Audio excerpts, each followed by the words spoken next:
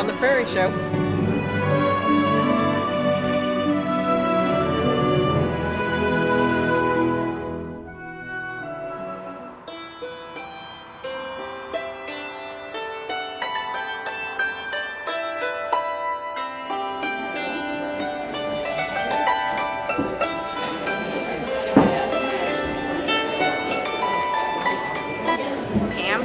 I'm Pat Eversole's daughter, and this is Pat's Antiques. Mother's been involved in the antique business since I was about 10 years old, and that's 45 plus years ago, so she's been at it a long time. She loves country, and the booth reflects this. This is Abraham Lincoln, Illinois' favorite son, and we have a book from the Lincoln Library sitting beneath Abe. And Abe was purchased in Southern Illinois, and he's been with Mother for about a year now, and Mother's decided it's time to share him with someone else. I think it's a litho on canvas with brush strokes done to fill in the background, probably circa 1900 thereabouts, when they were very much commemorating Abe. Came out of Southern Illinois, and right now he's at $5.50, a bargain.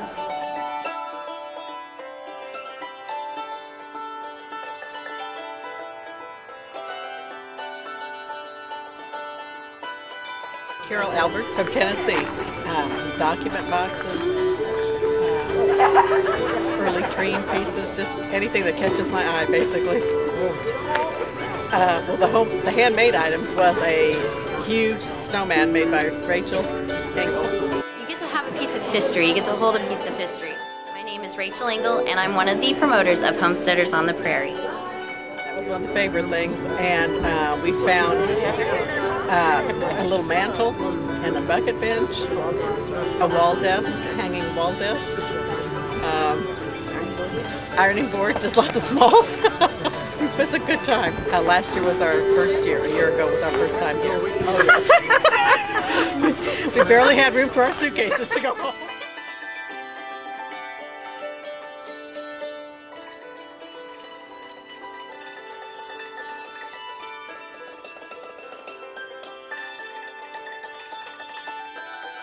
Chris Robinson Ridge Antiques.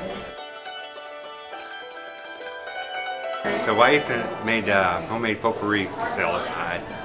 She buys oils and puts in it, and then we just take stuff from the garden and use that.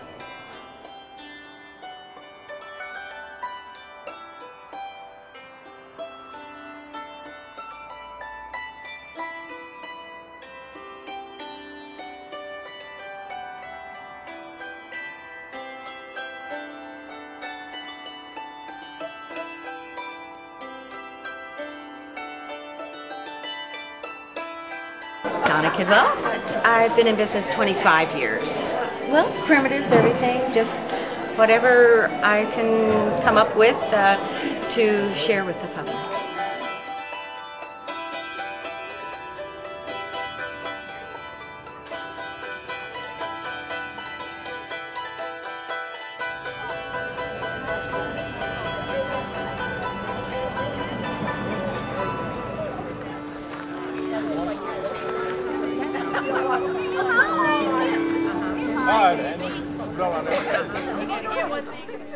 Dennis Raleigh, Midland, Michigan. Well, I'm a dealer and I look for a variety of items, but I like folk art. I'm hoping to find something that I can put into my inventory.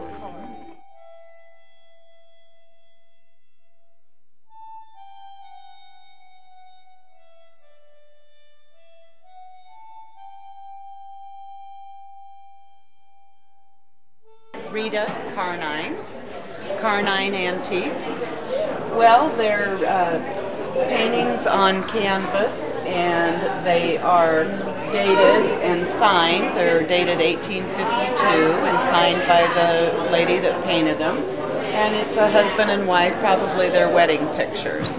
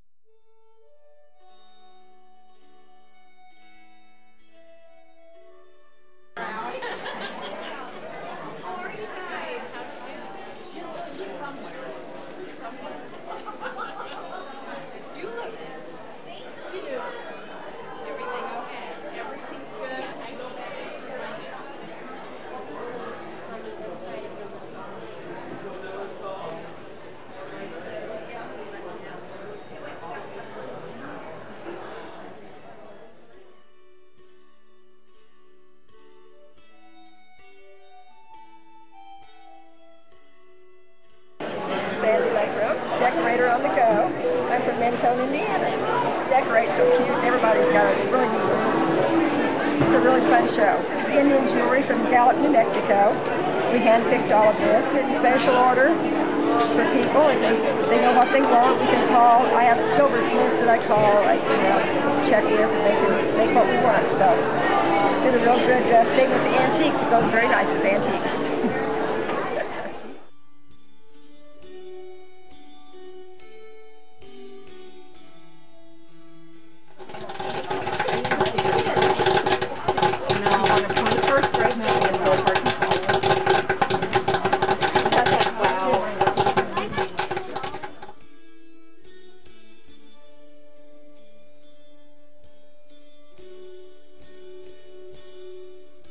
You also see different people with products that you don't normally see, like candles. There's early rush lamps and lighting here. That is very interesting because they had to be hand forged, and no lamp is alike. So that's very unique, and you're owning something that you can pass down for generation to generation, and that will always go up in value. And these are old early those are kerosene lanterns, barn liners, and stuff like that.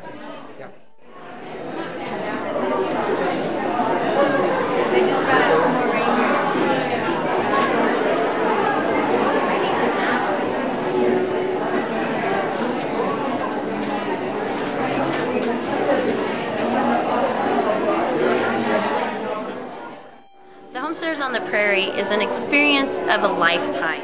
So nice to meet you. Thank you. This is my friend. Oh, okay. Hi. This is Joe's family. Oh, you're gonna make me cry now.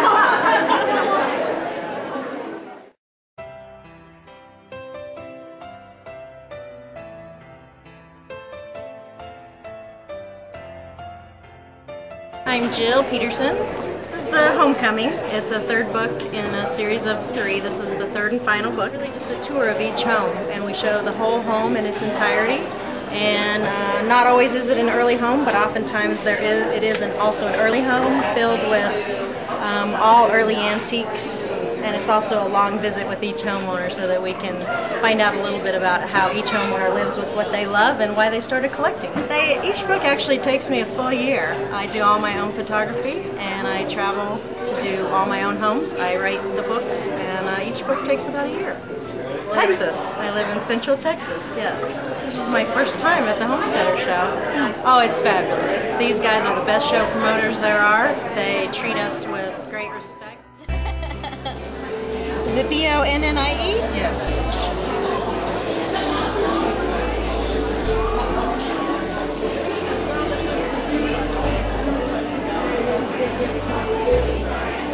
Bonnie, thank you so much. I just appreciate it very, very, very much. We enjoy it very much. We have a website, and it's frontierhomestead.com. Felt like that.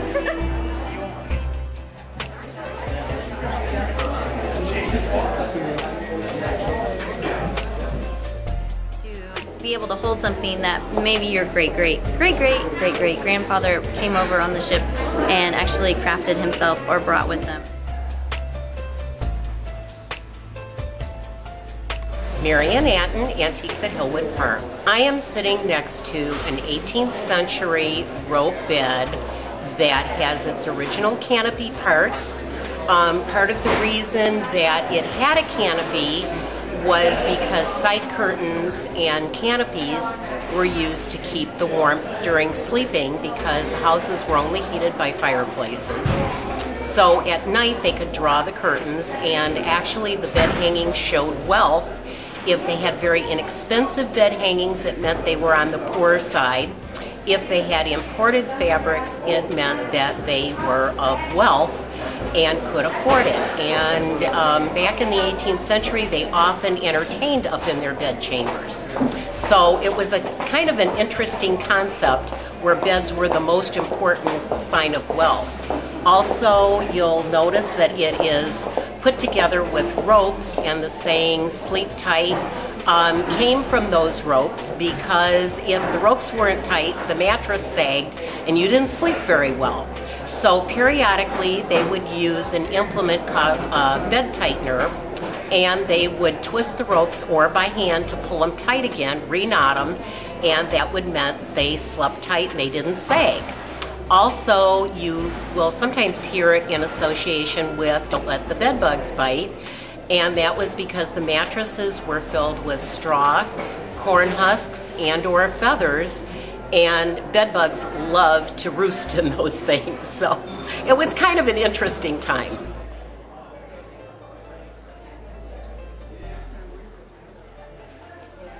It is a bed cover, which is this, and a head cloth, which is this, and this would have been off of the canopy part hanging down at the top of the bed. So when the bed curtains were open, you would see this beautiful embroidery, which is called Castillo Branco embroidery. It was done in Portugal from the 15th century till about the Civil War in the 19th century, and it was actually embroidered to be exported to the varying European countries and to the United States or America back then.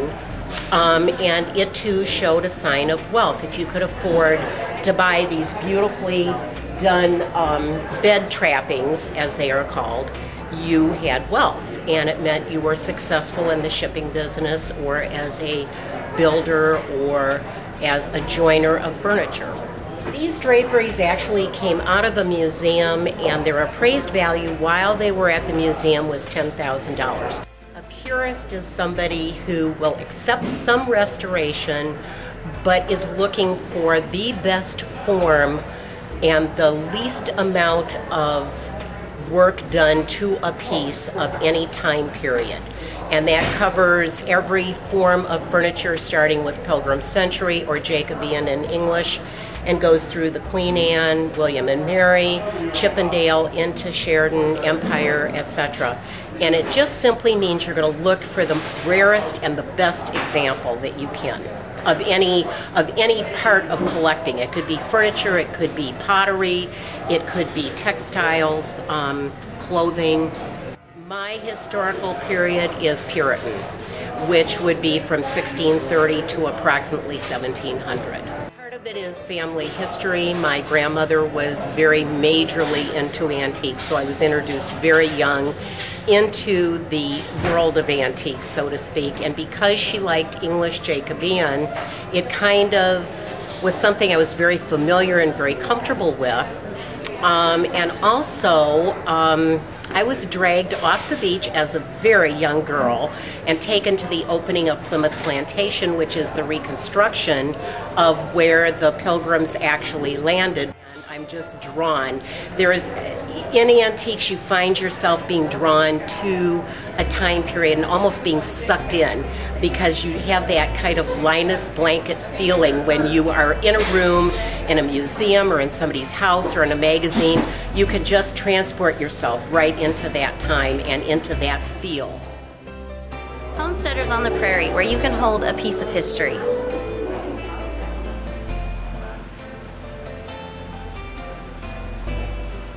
Chuck Hatton, and we've brought along a small example of a few early American weapons.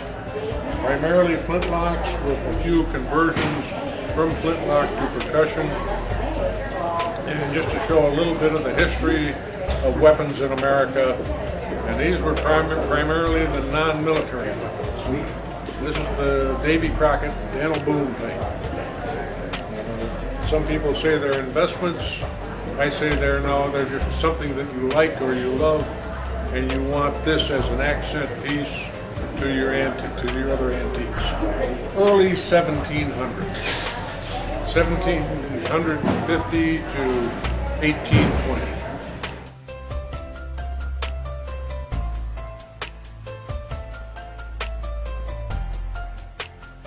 We got one here that's appraised value of about $18,000. This one is labeled as marked in 1829. It's by a maker by the name of George, spelled with a J. Where he was from, I don't know. It's just a name, and we haven't located where his residence was. Some of the other weapons are a little bit earlier, some are maybe a little bit later. Usually the flintlock went out of being what everybody wanted about 1820. Some of these weapons have sold at auction over the last few years upwards of $100,000. You know, it's seeing what you like. Do you like what you see? Are you willing to buy what you see? Do you want it hanging in your living room? I grew up with weapons. I had my first shotgun when I was probably 8 years old. I was on a military marksmanship team when I was in service.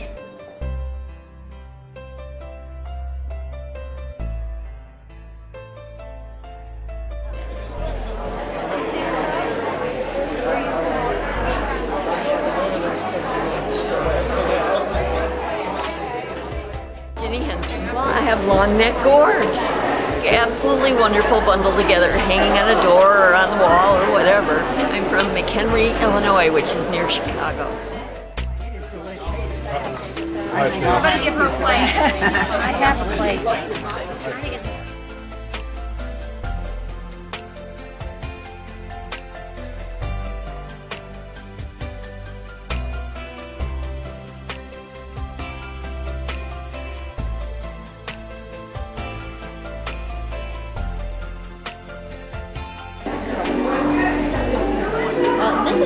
This is a beautiful front, but then when you turn it over and it gets even better, you just feel like, and of course you have to fill it. Well, it's all about the thrill of the hunt. Once you become an antique collector, you have this power that overcomes you and a desire to collect anything of early wares.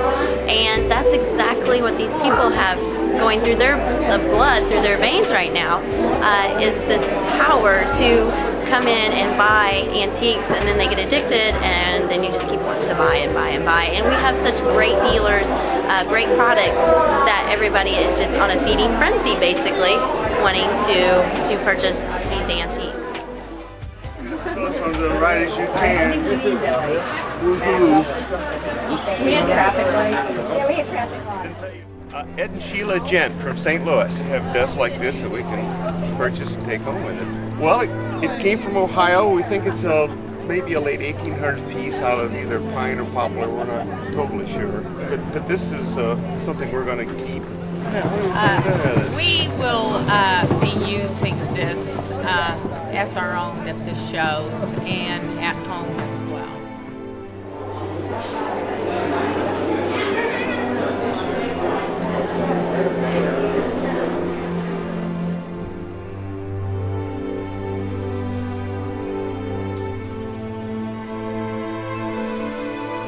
It's been a fantastic show. Our evening is drawing closer to an end.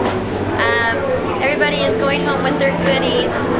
It's just a fantastic show. You have to come to Arthur, Illinois. We're located at 301 East Columbia Street. We're always the first weekend of March, second weekend of November, and you can take home a piece of history. So please come and join us and enjoy the fun and the activities here we have in Arthur, Illinois. Thank you for coming, and please enjoy our show.